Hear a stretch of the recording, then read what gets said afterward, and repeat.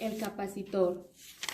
Un capacitor es un dispositivo capaz de almacenar energía a través de campos eléctricos, uno positivo y uno negativo, y no tiene la capacidad de amplificar o cortar el flujo eléctrico. Este es un capacitor y esta es la manera en la que se representa. Los capacitores se utilizan principalmente como filtros de corriente continua, ya que evitan cambios bruscos y ruidos en las señales debido a su funcionamiento.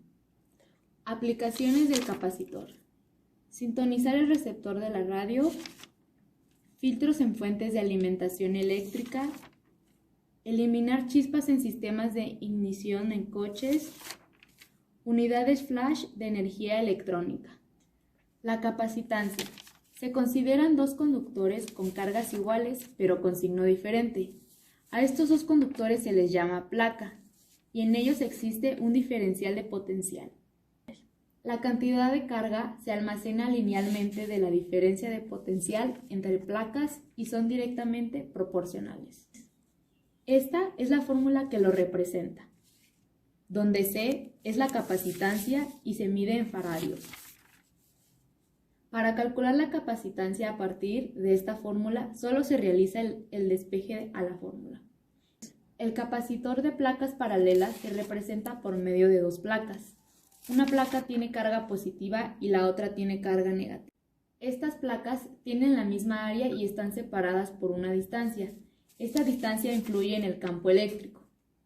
A mayor distancia, menor campo eléctrico. A menos distancia, mayor campo eléctrico.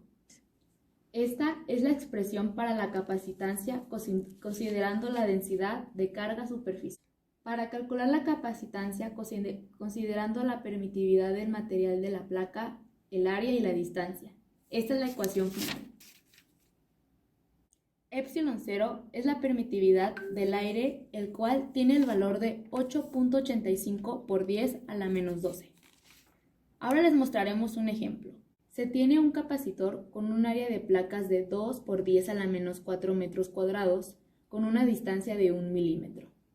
Utilizaremos la fórmula descrita anteriormente, dividiendo el área en metros por la permitividad del área del aire entre la distancia en metros, dándonos como resultado de 1.77 por 10 a la menos 12 faradios. Como se ha mencionado anteriormente, el capacitor almacena energía. Para calcular la energía almacenada en un capacitor se utiliza esta fórmula cuando se conoce la carga. En cambio, cuando se conoce el voltaje aplicado y la capacitancia, se utiliza esta fórmula. Cuando se tienen placas paralelas, se utiliza la permitividad del material, que se calcula de la siguiente manera. Quedando así, o también se puede expresar así. Se tienen dos placas paralelas con un área de 2 por 10 a la menos 4 metros, una distancia de 4 milímetros con un campo eléctrico de 800 volts sobre metros y aire en el medio. Y se desea calcular la energía almacenada. Se utilizó la fórmula anteriormente mencionada.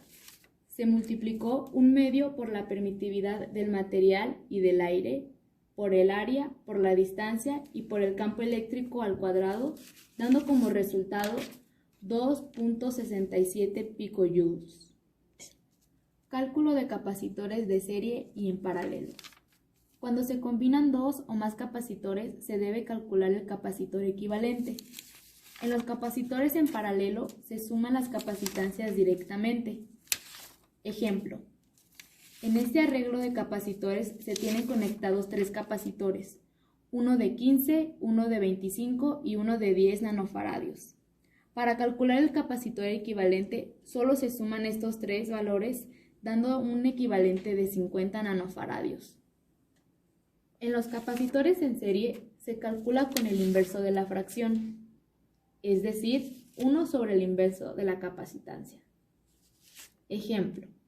Se tiene un arreglo de tres capacitores en serie con valores de 20, 10 y 50 nanofaradios. Como resultado, el capacitor equivalente es de 5.88 nanofaradios. Esto es todo por el video de hoy. Nos vemos hasta la próxima. Gracias.